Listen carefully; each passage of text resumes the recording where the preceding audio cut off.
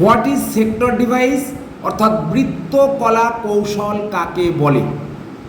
এই কৌশলে শূন্য চিহ্নকের প্রয়োগ দেখা যায়। 1 থেকে 8 সংখ্যা কিংবা এ থেকে ওয়াই পর্যন্ত অক্ষরগুলিকে এক একটি বৃত্তকলা রূপে ধরে নিয়ে তারপর 8-এর পর 9 কিংবা ওয়াইয়ের পরে জেড বসিয়ে বৃত্তকলার পুনরাবির্ভাব ঘটানো হয়।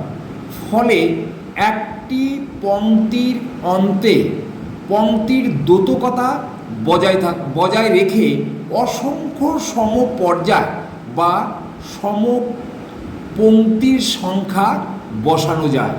উদাহরণ হিসেবে বলা যায় যথা 1-8 বা 1 থেকে 8 পর্যন্ত।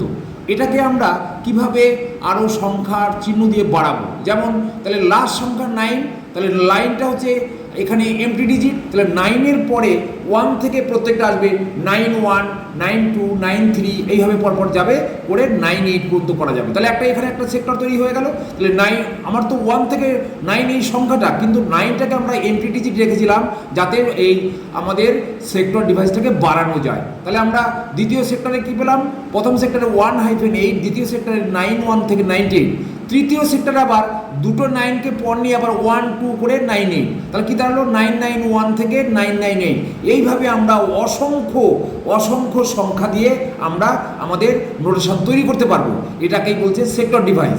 আর এরপরে কি বলবো, আমি লেটার দিয়ে বলছি। এ থেকে ওয়াই, কিন্তু আমাদের লেটার আমরা জানি ইংলিশ লেটার হচ্ছে 26টা। তাহলে আমরা জেডটা বাকি রাখলাম।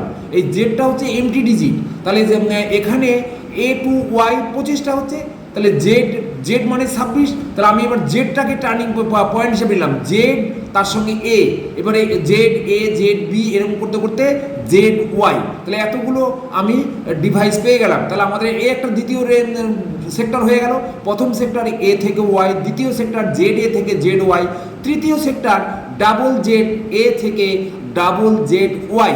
এইভাবে আমরা অসংখ্য ডিভাইস তৈরি করতে পারবো বা নোটেশন তৈরি করতে পারবো ইত্যাদি।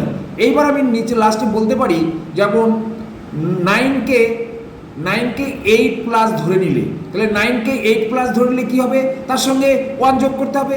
তাহলে আবার যদি জেডকে আমরা জেড মানে 26, তাহলে জেডকে আমরা কি ধরবো? 25+ কিছু একটা ধরবো। তাহলে 25+1 ধরলে 26 হয়ে যাচ্ছে।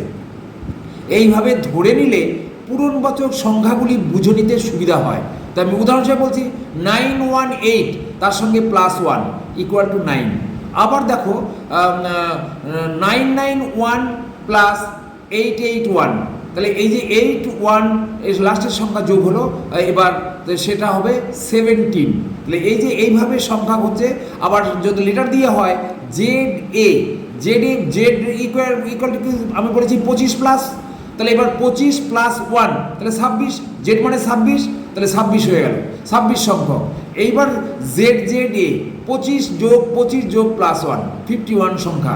এইভাবে আমরা সেক্টর ডিভাইস তৈরি করতে পারি। Thank you.